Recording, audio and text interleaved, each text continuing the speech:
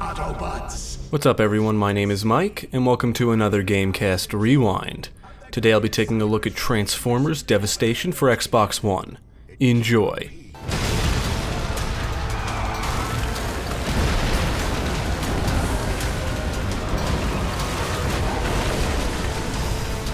After playing War for Cybertron, I really started to get into the Transformers franchise. I grew up knowing about it. I can remember seeing commercials for at least one of the shows, but back then I just never really cared. After beating War for Cybertron, I watched the 1986 film for the first time, and was not only impressed by the action, but the incredibly awesome soundtrack. It's just one excellent song after another. I then beat Fall of Cybertron, and I'm planning on watching the Generation 1 series. Despite liking the idea of watching attractive women with giant robots, mindless action, and a ton of explosions as a backdrop, I've stayed away from the Michael Bay films. I remembered I owned Transformers Devastation for Xbox One. Jeremy found some new copies for like $5 or something a few years back, and bought me one, so I figured now was the time to finally play it. Developed by PlatinumGames and published by Activision, Transformers Devastation was released for PC, PlayStation 3, PlayStation 4, Xbox 360, and Xbox One in October 2015. I kept hearing it was like Bayonetta but with transforming robots. How did it actually turn out? Well, let's take a look.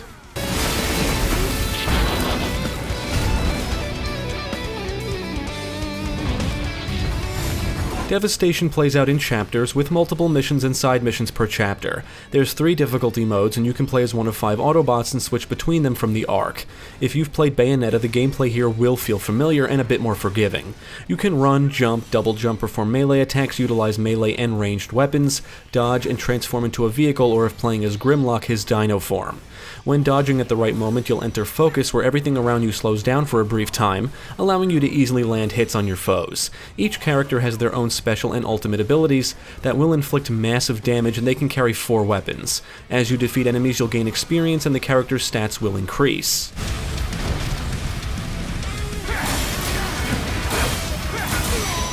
Scattered throughout the environments are what I'll call chests, breakable objects, and transspatial converters, which materialize things in the environments when hit.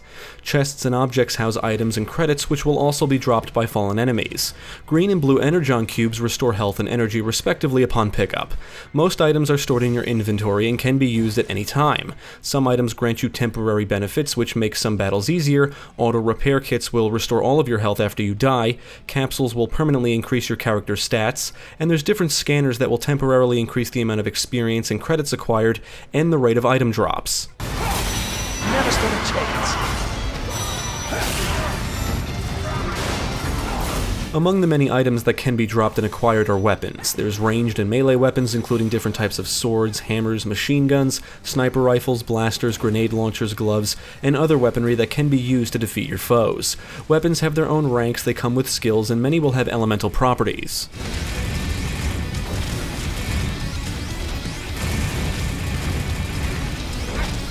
Entrances to the Ark can be found in the environments, and you'll also get the opportunity to visit the Ark in between chapters. From the Ark, you can change your character, equip and synthesize weapons, equip and develop tech, buy and sell items, buy new moves, and change the difficulty. There's not many moves you can buy, and you don't really need most of them to get through the game. Each weapon has its own stats, and you can synthesize weapons to increase their rank, stats, and basically make them more powerful. You can equip each character with tech, which are like perks. Tech must first be developed by completing a minigame at the cost of credits. Tech can increase your ability damage, reduce the amount of damage taken, increase your movement speed, and provide other benefits. However, each character can only equip a certain amount of tech, but you can swap them out with others.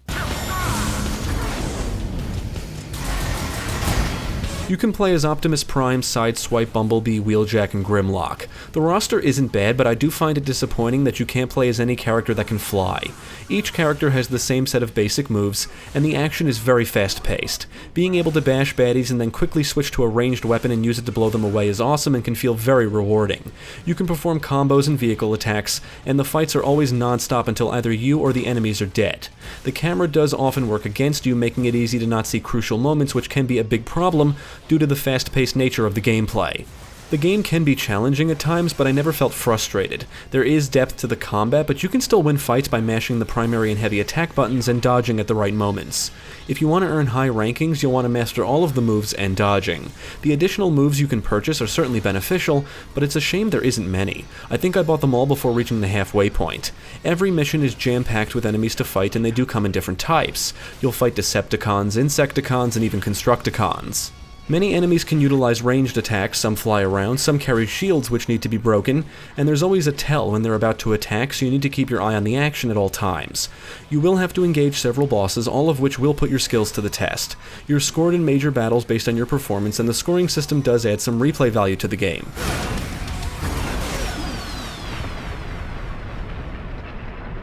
With the story being so short, you're only going to traverse through a few major locations, and the environmental diversity is lacking. Each chapter contains numerous missions which are really just objectives. You'll have to get to certain locations, interact with things, defeat certain enemies, and complete other similar tasks.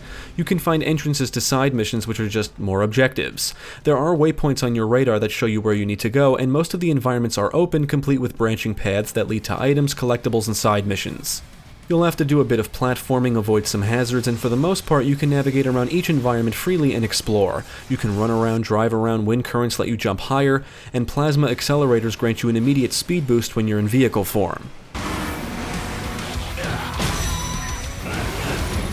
Beating the story mode does unlock the challenge mode where you can complete numerous challenges. Many of the challenges are just battles against specific sets of enemies. Others are a bit different, like the one that requires you to run through a gauntlet of enemies and get to the end in time. Some challenges have requirements like finishing within a time limit or protecting allies. You're ranked based on your performance, and the higher the ranking, the better rewards you earn.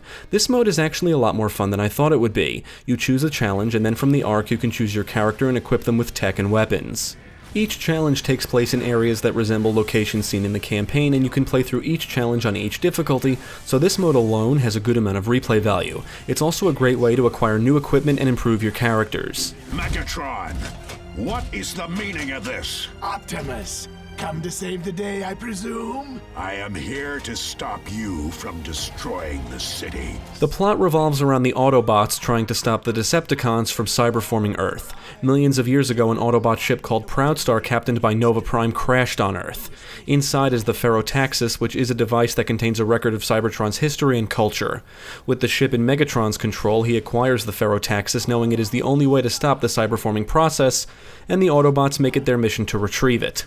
The plot is alright, but way too short, and it is a good enough setup for the action-packed gameplay. It's also accompanied by classic Transformers voice talent including Michael Bell, Greg Berger, Dan Gilvezan, Frank Welker, and Peter Cullen as Optimus Prime. Come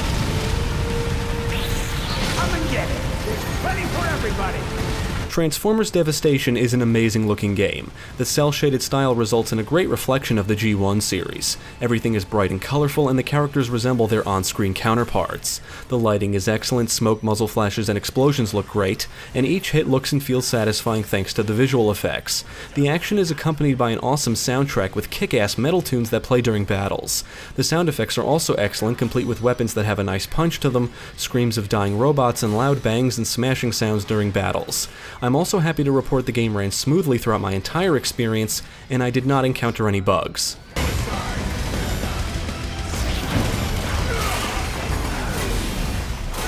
I had a great time with Transformers Devastation, but I feel like it needs more. It's a great action game, which is to be expected from PlatinumGames, but I think they could have done better. When compared to the Bayonetta games, I think those are of better quality, although they're not perfect by any means, and I think more depth to the fighting in Devastation would have been welcome. More content in general, really. On the plus side, it doesn't have any deadly QuickTime events. Despite the game's shortcomings, it is one of the better Transformers games, and contains plenty of things to do with the little content that is on offer. The replay value is high. There's multiple difficulty modes, plenty of collectibles you may want to try for better scores, and the challenge mode should keep you occupied for a while. I do want to give a shout out to the gallery, which contains artwork, and while this isn't really a new thing in games, what you can see here is pretty neat. You can view all of the game's character models, ranging from basic enemies to major characters, their transformations, and listen to their voices.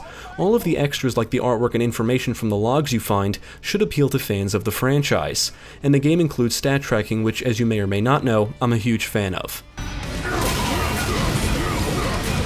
I would absolutely recommend Transformers Devastation to fans of the franchise and action games. Unfortunately, like the rest of the Transformers games published by Activision, Devastation was removed from digital storefronts some time ago. I did see physical copies on eBay for under $20, so you can get it for a decent price. Devastation is an excellent action game, and what it lacks in content it makes up for in replay value, at least in my opinion. And the game is fun from beginning to end. Definitely check it out. This plasma core is Decepticon property. Thanks for tuning in. I hope this video proved helpful. Stick with GameCast for more quality content, including the latest gaming news, podcasts, let's plays, and even more reviews. Be sure to check out my channel, Gaming Pastime, for new game reviews released every week. My name is Mike, and I thank you for watching. Our victory here will not matter. We must move quickly.